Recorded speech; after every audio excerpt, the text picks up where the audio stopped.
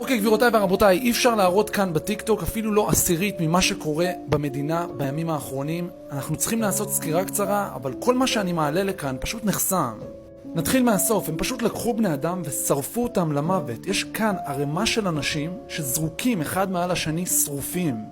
נמשיך הלאה. במהלך החיפושים, החיילים מספרים שהם מצאו מעל 40 תינוקות כשהראש שלהם קרוט ממקומו. הקרובת משפחה הזאת סיפרה על אמא שנחטפה עם שני התינוקות שלה שרק נולדו. Jack, we need everyone to help us, please. הם חטפו משפחה שלמה, התעללו בהם ואז חטפו אותם לעזה. כל דבר שאני מעלה פה פשוט נחסם. הם נכנסו לתוך הקיבוצים, ראו איזה כלב בכניסה, ירו בו למוות ואז שרפו את כל הבתים מסביב. הם רצחו את ההורים האלו לבני 10 חודשים בתוך הבית שלהם.